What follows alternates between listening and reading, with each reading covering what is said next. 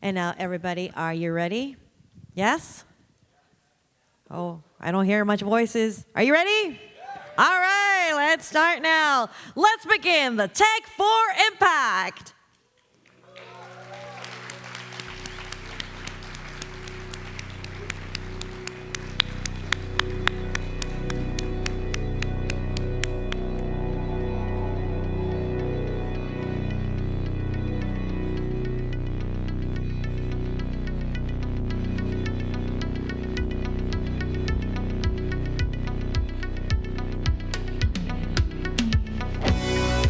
From Longmont, Colorado, entrepreneur and mathematician who has revolutionized the blockchain industry, a visionary in the world of blockchain for good.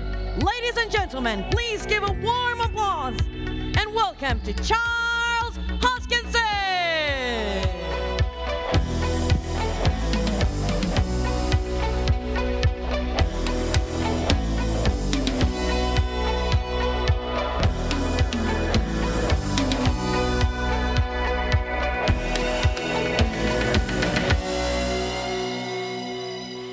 Alan Parsons project. That's nice. Hello, Japan.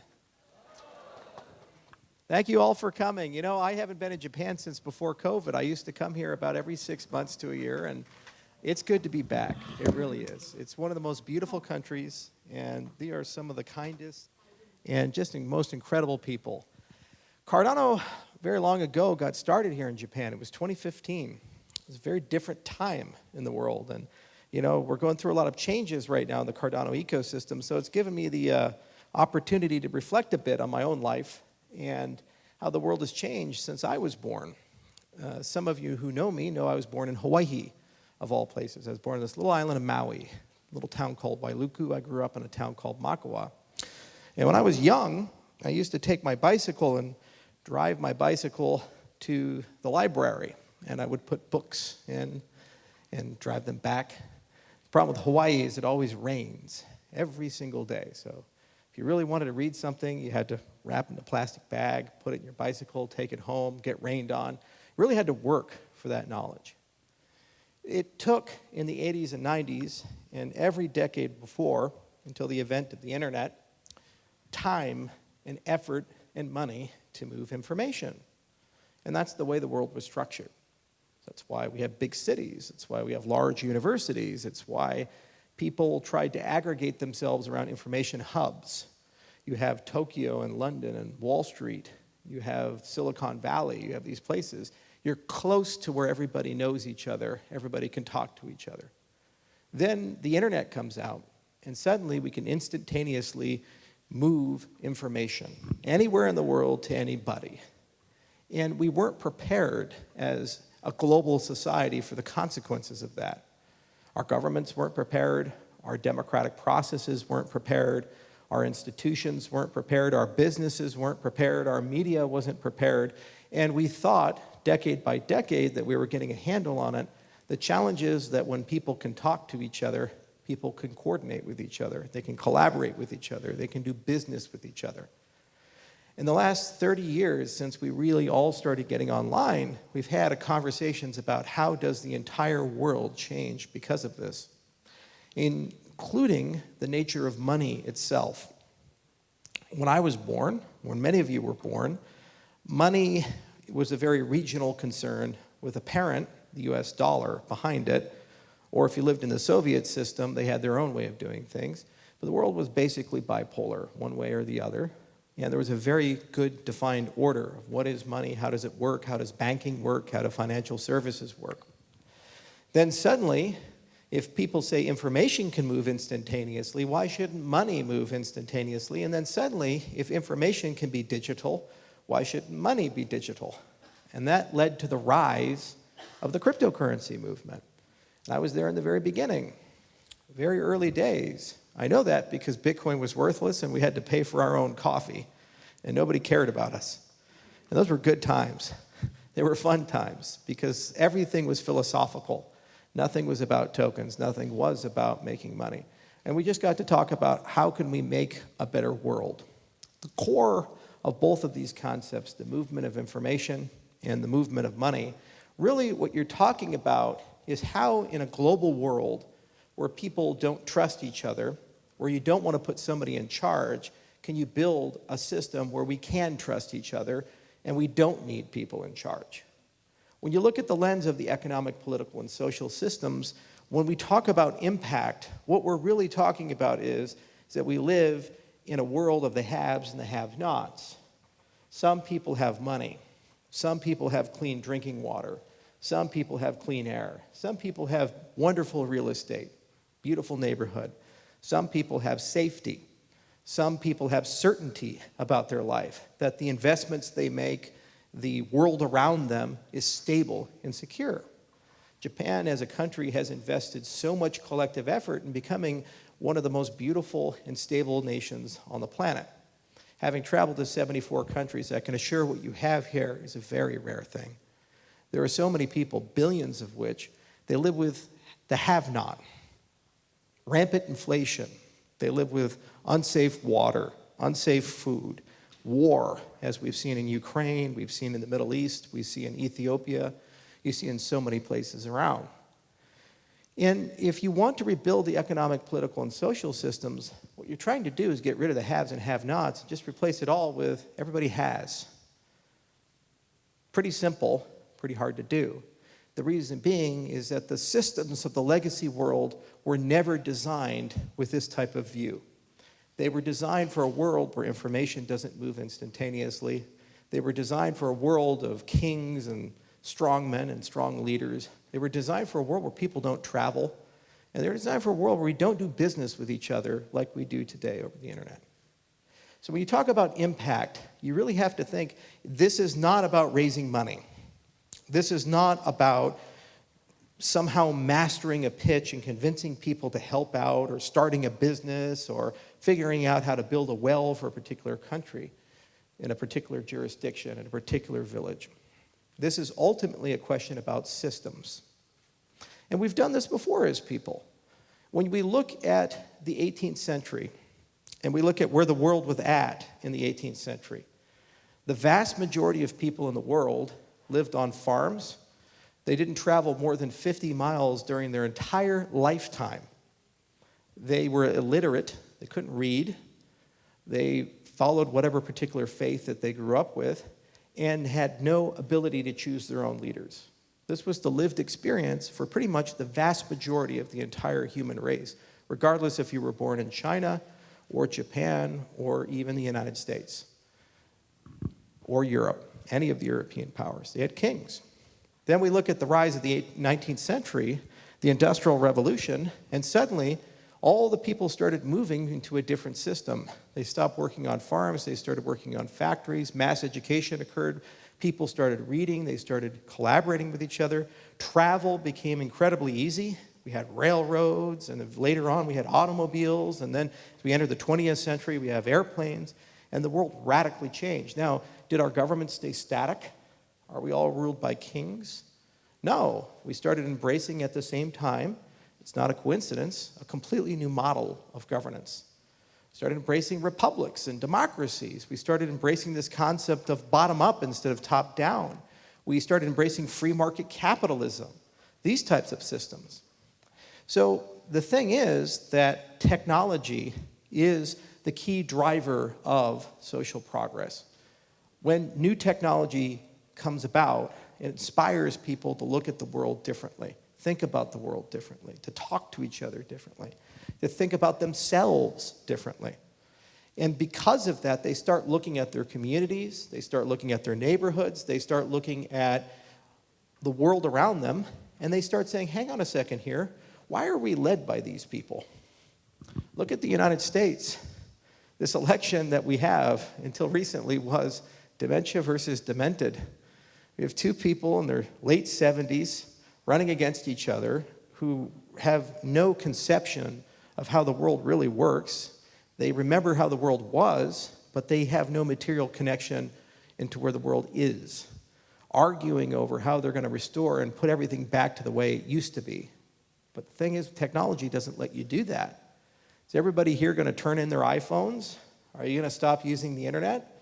Are you going to stop getting your news online? Are you going to stop participating in digital lives, stop playing video games? You're going to get rid of your friend network, go move back into farms? No, you can't go back once a philosophy has come and an idea has come.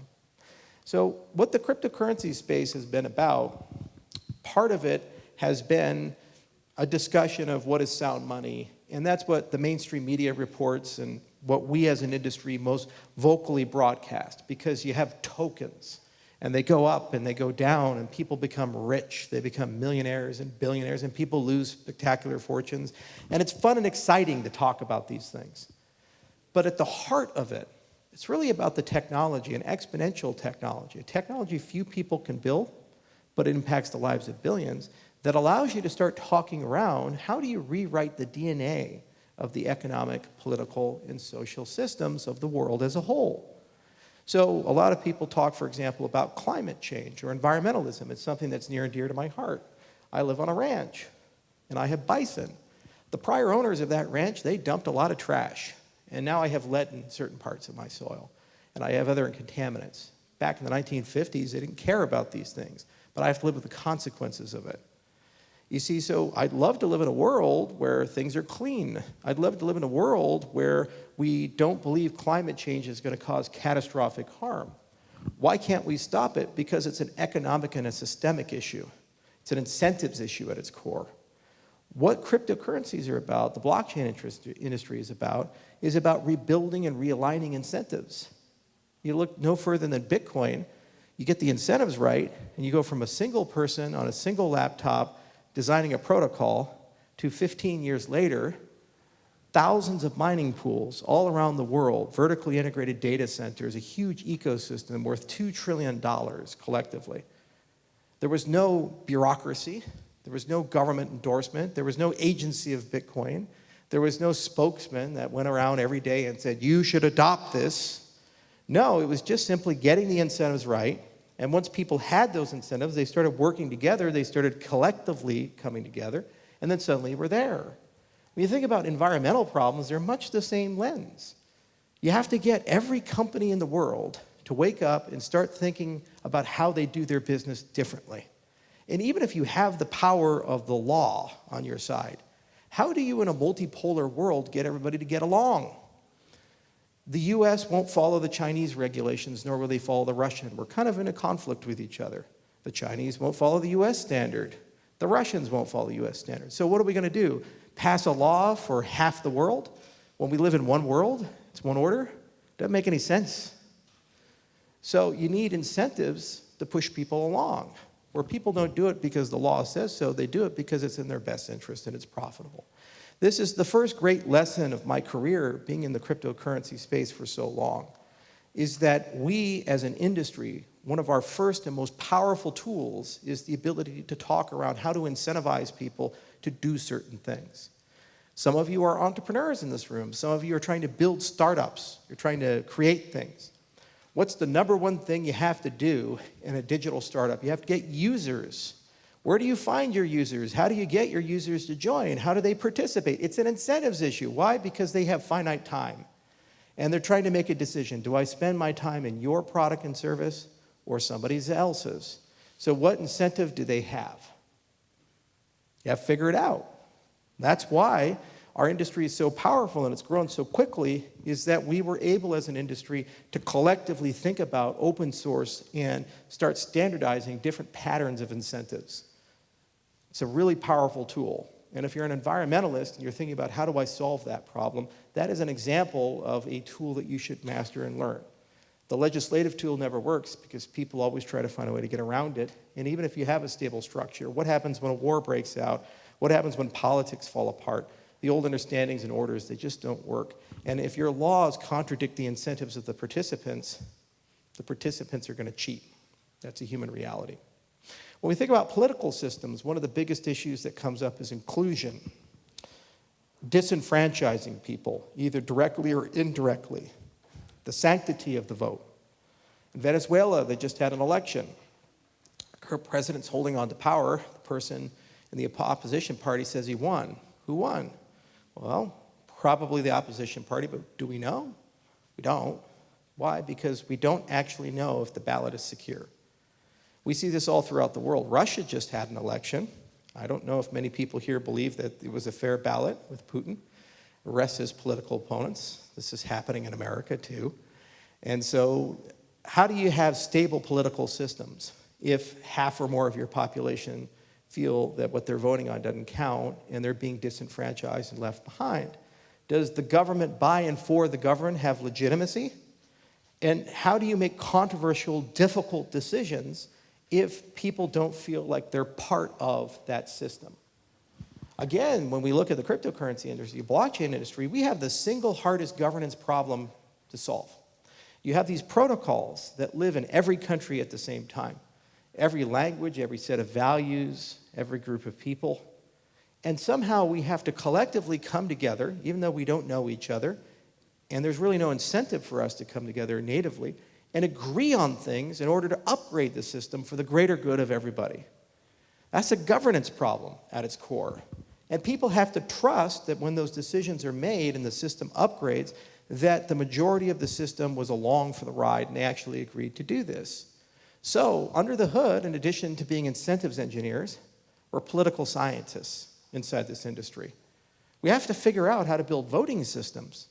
We have to figure out how to incentivize people to vote and participate. We have to figure out how to resolve conflict, because we don't have militaries and police forces, and we don't have all the things nation states have to force people to get along. People have to consent. And we also have to work against the tides of social media. The reality is, algorithmically speaking, all the major platforms in social media, they're built for you to participate and click, which means they're built to make you upset and outraged. They focus on the negative, not the positive.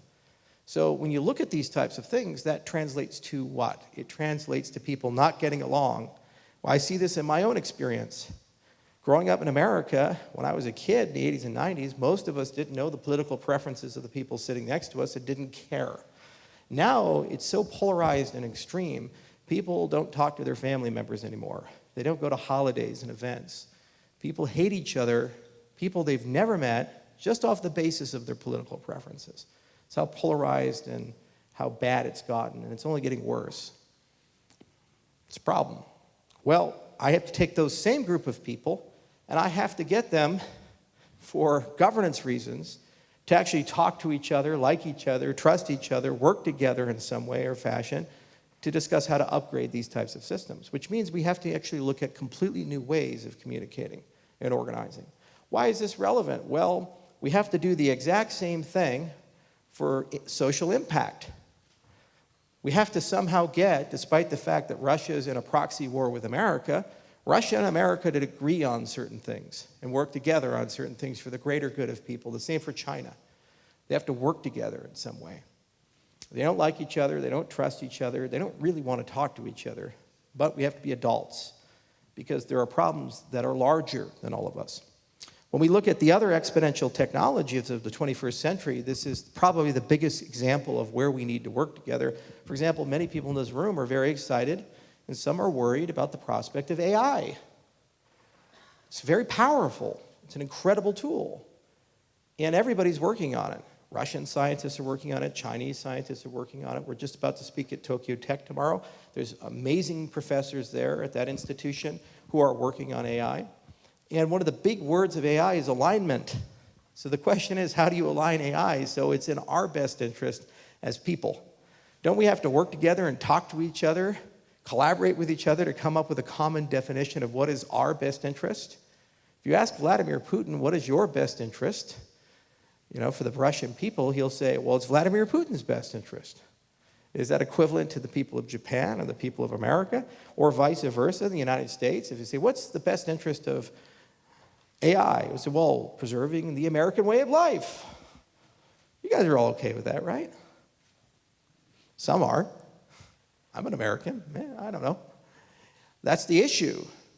So, governance. We have to upgrade protocols. Why? Because that's the only way we make progress. AI, we have to align the protocols. You see, there's a very common thread right there. This incredible technology, fire from the gods. And we have it in our hands, and we can use it. We can do something with it. But we need governance to be able to make decisions about how to align it so that it's fair. Because we're handing this off to our children And we don't fully understand what that means and how powerful this is, and also its consequences to society. It's the same in synthetic biology. So I'm a serial entrepreneur, and most of you know me from Ethereum or Cardano if you know me at all. And for those of you who don't know me, allow me to introduce myself. I build companies for a living. So in addition to Cardano, I also have companies like Ghostfire, where I genetically engineer plants, and we make them glow in the dark, and we use them to sequester carbon, and we do all kinds of other cool things. I have a clinic in Gillette, Wyoming, with my dad and brother who are doctors, and we do regenerative medicine and anti-aging. So we take stem cells and we slow down aging. I do agriculture. We even have an aerospace project that we work on. And in all these things, synthetic biology is the one that scares me the most, because there's very little regulation, there's very little coordination or policy understanding of what this is. When you talk about changing the world, you can talk about feeding everybody. You can talk about cleaning up the environment. You can talk about geoengineering on a grand scale. You can talk about all kinds of new materials. Using synthetic biology, you can make silkworms make spider silk, and then suddenly you have something 5 times stronger than steel and half the weight. How would that change the world? You can do magic and wonders. And just like AI, where it's fire from the gods, how do you regulate that? How do you control that? How do we actually get people to talk to each other? So there's a lesson in the blockchain industry. The very same principles and concepts that allow us to govern each other, the voting systems, the incentive systems, all of these things can be applied also to synthetic biology. To have a conversation, a discussion about how do you regulate the intellectual property, the research interest, all of these types of things. In addition to this, when you look at the social systems, I've often thought about how do you build social systems where we get away from where we're at. One of the biggest problems, meta problems in this next generation, is that people are burnt out and fatigued and they're turning off. We're tired because there's so much conflict. There's so much anger and hate, and there's just negative discourse. Social media has broken the world. It's different today. It feels different from when I was a kid. So we need new social media, and we need the ability to actually have fact-based dialogues with each other. AI exacerbates this problem. You have generative AI. You have the ability instantaneously to create voice clips and pictures. We see this in the Cardano ecosystem, where people do giveaway scams, and they take a video of me and they say, hey, I'm giving away free ADA, rather innocuous but fraud. We see it in politics, where people make fake pictures and fake videos, and the capability of this is growing exponentially. And that's just one of thousands of dimensions of division that exist. So when we talk about rebuilding the economic, political, and social systems, how do you build social systems where not only people get together and collaborate and they talk to each other, but how do you build social systems where people are addicted to and love objective reality and truth? They actually want to find it. That's what created the Enlightenment for mankind. The big change in the 18th, the 19th, the 20th century is we started following the scientific process. We abandoned mysticism, we abandoned superstition, and we started saying repeatability and objectivity, and separating the person making the argument from the argument is the basis of truth. And by following this, we can build a great society that each generation gets to inherit and build on top of instead of tear down. And in following that, we went from an agrarian society to a society that could go to the moon, a society that could build the internet, that can cure cancers, a society that has all this wondrous technology around us. We are now regressing, where humanity is starting to go back to a subjective experience. Objective reality is falling apart. People no longer care about the argument. They care about the person making the argument. Do I like that person? Do I not like that person? If I don't like that person, I don't care about the merits of the argument. It's wrong, because I don't like them. So we talk about impact, and you say, this is a problem. There's ethnic cleansing happening. There's toxic waste going into the water. There is racial bias that's occurring. There's discrimination that's occurring.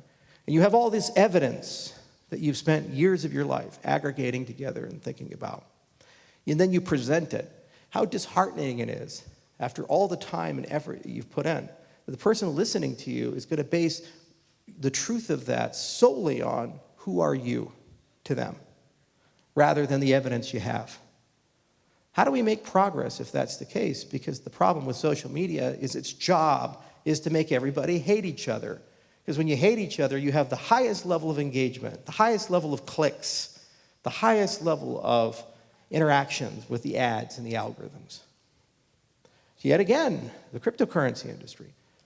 We have strong divisions in this industry. There's a lot of hate. Solana versus Cardano, Cardano versus Solana, Ethereum does that, the Bitcoin maxis calling everybody evil. And they have financial incentives to hate each other beyond just, I don't like the person. My token go up, their token go down. So we as an industry are running into this issue at the moment. We're trying to figure it out. We're trying to solve it. But at the core of it, what does a blockchain do? It's an immutable, time-stamped, irreversible record of truth. When something gets appended to it, you can't change it. And then everybody gets to see it. Everybody gets to talk about it. Everybody gets to think about it. That creates an anchor upon which you can start regaining objective reality. I would argue this is probably the most important part for society because we can't make political progress, we can't make economic progress, we can't make social progress if we don't have objective reality, because we have no means of discussing what is progress as a society. We have no common reference to it. If my lived experience is positive, I don't think there's anything wrong with the world. If all my neighbors are happy and I'm happy, I'm rich, my water's clean, I feel like I have a voice, then it's impossible for me to get outside of that bubble and then say, well, there's other people somewhere else in the world who have it worse off than me. Because I won't believe it, I don't see it, I don't have that frame of reference. So you can't make change, you can't make impact. So I hope I can convey that technology is kind of the arc of human history, and it's what changes everything. Hundreds of thousands of years ago, the top technology was figuring out flint craft. My ranch up in Wyoming, one of my favorite things to do is to walk around and I find little pieces of flint, pick them up, you have arrowheads and axe heads. That was technology. And it was amazing because they actually could hunt with that. They could make bows with that, another piece of technology, make axes. And then they figure out fire. Then after that, figure out the wheel and agriculture and all these things. And then suddenly we have civilization. But technology moved in millennia, in centuries. If you found an axe head from 100,000 BC and compared it to one on my ranch, made maybe in 10,000 or 15,000 BC, they look roughly the same. Can you imagine 85,000 years of human history, and the only innovation is maybe they get a little better at making axe heads? It's pretty crazy. We're used to, because of modern society, technology speeding up. Then you look at today, and we've gone from the year 2000 to 2024, from desktop computers and 56K and crappy graphics to literally a private space industry, to augmented reality, to artificial intelligence, to miracle innovations in nanotechnology, to a small company in Dallas making plants glow in the dark, to the ability to go to Mars at some point, fusion reactors that actually work. It's pretty remarkable and extraordinary how it's speeding up. So technology is feeding into creating more technology. The more of it we have, the more social change we're forced into. You can't stay static. And that's why blockchain exists. Because somebody somewhere who we don't know came to the realization that if we're going to get out of this fast pace of technology, we need to have some form of technology to help regulate us as people. Our governments can't do it, especially if they weren't built for the technology of this time. We can't do it because human beings are implicitly subjective. We're not objective. We're biased. I like me. You like you. I think my arguments are pretty good. You think your arguments are pretty good. That's how it works, and that's okay. That's who we are. That's how humanity works. The point of rationalism and scientific method was to try to create a construct to depersonalize it so that we can actually talk to each other in a different way, accepting that we're flawed. Well, we need to do this on a society scale, a civilization scale. And so when we think about impact, I encourage you to take a step back and realize that all the tools that you need for your particular projects are there. They exist, but they're in boxes, unassembled. The job of our generation is not to be so brilliant that we come up with the solution to everything. It's to realize that the prior generations gave us a gift of innovation. They gave us so many amazing governance systems and approaches and all the knowledge you could ever want. And for the first time in human history, not only do we have access to it, because of AI, regardless of who you are or what your skill sets, you can actually learn from it. You don't have to be a nuclear physicist to understand fusion reactors anymore. You don't have to be a mathematician to read math papers anymore. You don't have to be a computer scientist to write code anymore. You get that for free because of these tools. So they're all there. They're all in boxes.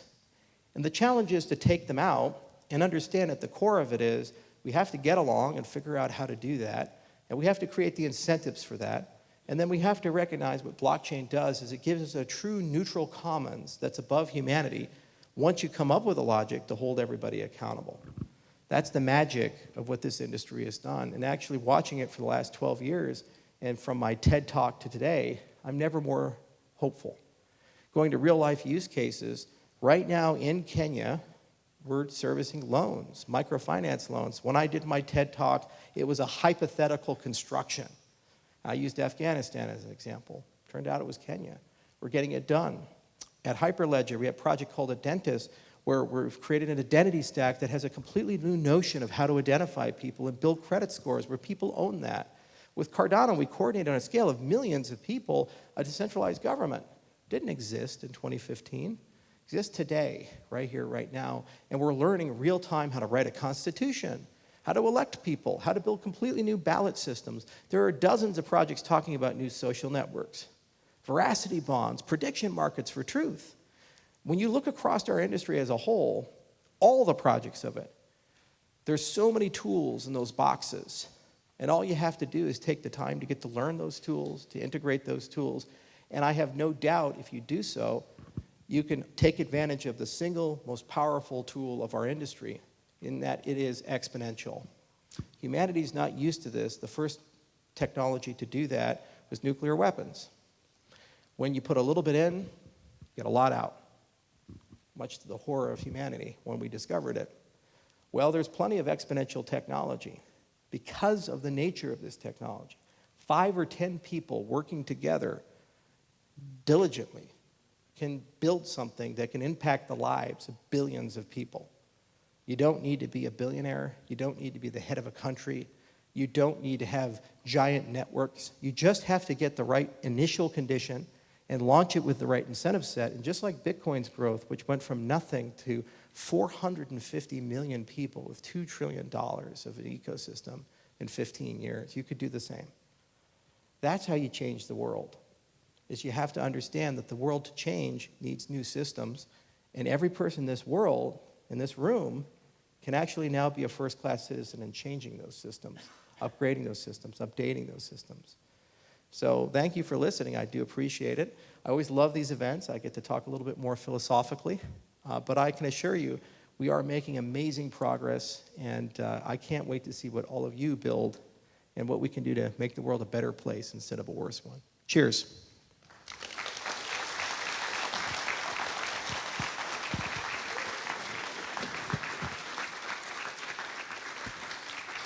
Thank you very, very much.